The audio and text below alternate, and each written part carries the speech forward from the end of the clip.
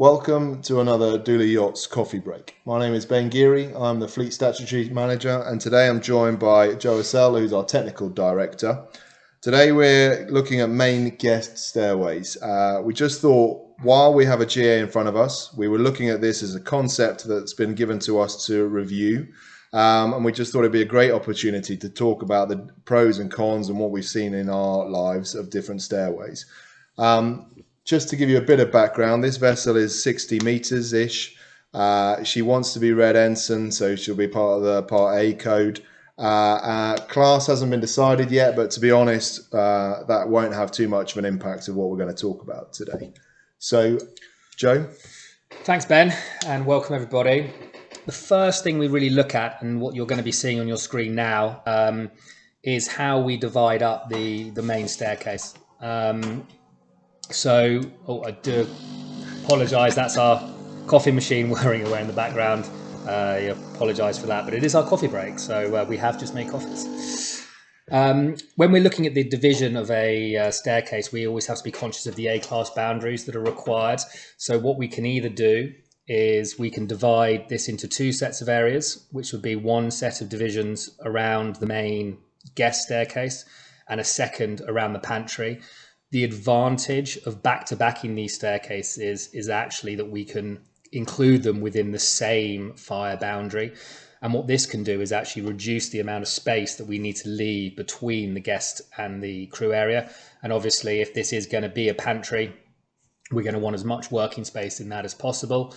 As a result of that, we can steal a little bit of insulation space by having it as a single area. Other things to consider when we in this area are whether we have lifts or dumbwaiters. So what we can see on this plan is we have a lift in the main guest staircase, and we also have a second, what is labelled as a lift, but we've been told that this is a dumbwaiter on the forward side of the crew staircase. So if we were to include all of this within the boundary, as we're showing you on the screen now, it can make certain elements easier. The lift within the guest staircase, we won't need to worry about any fire ratings on any of the doors or the lift shaft. No. This can cause some issues with type approval certificates and make the build more costly. With the current location of the dumbwaiter, we're going to struggle with this though, because if we include the boundary around the outside of the dumbwaiter, then the doors are going to need to be fire rated doors. However, if we exclude it, it's its own trunk, spanning several decks, and will again need to have some fire rating for them. So we're probably at this stage, we would either need to include the whole of this unmarked space here into the fire boundary. Alternatively, moving it into the pantry may actually be beneficial. Now, obviously, that would depend on the general arrangement below and above, but where it is at the moment is going to cause difficulties with its fire integrity of the boundaries of the lift shaft. Also looking at the lifts, it's also worth noting to make sure that you've got the room for the detection, because even though we're going to include them within the stairway enclosure, we would still require the detection to be under the machinery side or up below and above the actual unit itself. Something that Joe talked about then, interestingly, was the pantry. At the moment, they've just labelled it pantry. So something we would have a look at would be the Circular 1120, and just to confirm that it is a cold pantry.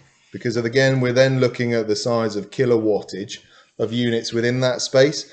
So it's one of those things that will always be asked and is always drawn by the flag or class surveyor, is the word pantry. If you put it in as cold right at the beginning, it kind of calms everyone down when you're having that kind of kickoff meeting, but also it means that you won't recognize the kilowattage rating of the units in there. So that's something that we will actually have to go back to the client on this and just confirm what units they've got in that space.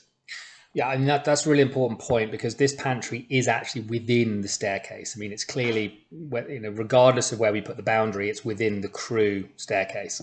And as a result, there are regulations that dictate what can and can't not only be within a staircase, but what can open directly onto a staircase. So as Ben mentioned, this needs to be a cold pantry. So not only the kilowattage of the equipment in it, but also how hot things can get with respect to warming plates and things of that nature. So we have that element to consider, but we also have to consider what actually opens onto our staircase. So if we look at our overall area here, we can see that on the port side forward, we have a day head. Now, day heads are allowed to open directly on staircases, so that's no problem at all. We have the dining room aft that's off both the pantry side of the crew staircase and off of the guest main entrance. Again, public spaces opening directly on staircases are not a problem. Neither are corridors, so our guest corridor forward. However, we have an unmarked space at the moment where we have the dumb waiter. Now, this could be a problem because we can't have certain categories of spaces opening directly onto our staircases. So this is going to be a big question mark for us. We don't have any further details as to whether this is storage, whether what's marked here is supposed to be technical equipment. Is this a rack room? So we need to find out where we stand on this, because there will be elements that we will have to control given that it's opening directly onto a staircase. I mean, and looking at that, just while we're talking, the other issue which we haven't had yet and we haven't really looked into is the escape routes. So again, that looks like a prime route for an escape, obviously out onto the open deck. So again, it's looking at how the spaces are used, not only from the client's point of view, but also how the escape route plan is going to be viewed as well. Yeah, and that also has an impact on the direction of these doors. And you can see on this one, if we were to escape from the guest corridor into the unmanned or the unnamed space, the doors have to open in the flow of the escaping crew and passengers. We're then going to have an issue with this door that opens onto this staircase, because if we have crew escaping down this staircase and they get to the bottom of the staircase on this deck, main deck, where they want to exit to get to their muster station, they're going to be hit by the back end of the opening door from another crew member. So we're going to have to think about door locations and door opening directions as well in this area. Something that just while we're talking about doors, what we also need to look at is because we're talking about the A-class boundary and how that's viewed, is looking at the sliding doors. Again, I think this GA looks like it's got them, but again, it's just something to think about is how you're shutting that off. So these have got hidden, or would look like they're hidden sliding fire doors, so they don't interfere with the flow of the interior from a cosmetic point of view, but obviously meet the requirements of the regulations. Yeah, I mean, this is a common item, especially in a guest area. These doors may well be permanently left open so that we flow from the dining room into the main entrance, into the guest corridor. But in the event of a fire, then these doors need to be closed, and they would often come from hidden pouches that are concealed. In the cold pantry, there could be a similar arrangement, but we might have just a very small vanity door that just closes off so that when the crew are working, they are behind a smaller, faster and easier to open door. But when there is an incident, then behind it would slide then the heavy duty fire door, because that would be noisier to be opening and closing with all of the latches and related equipment. And as a result, we don't really want that opening and closing during kind of guest dining time. The other thing, while we're talking about doors, is looking at the main entrance. It looks like we've got sliding, probably powered doors. Again, when we go back a minute, we were talking about escapes. We just need to review with the yard about how they're going to be manually operated. Are they going to have reserve batteries located close to these units? And again, it's just thoughts, because again, if we have batteries, then we're looking at adding into interior space, which, guys, if you're designing, is something you've got to think about. So again, these are questions that we would just start to put back to either the designer or the yard to just understand how they plan to use them in a blackout condition, etc. Yeah, locating those batteries can often be an issue. I mean, this main entrance, we're often looking to have as much headroom height as possible. It's the first entry into a yacht often, and we're trying to maximize that space. Now, some of that space may need to be taken up with having locally placed emergency batteries for opening and closing these doors in the event of a blackout. So the ceiling design would need to be considered at this stage. Often designers say that's for later, that's the engineering. But if you're planning a feature headliner in this space, then you need to be aware of that.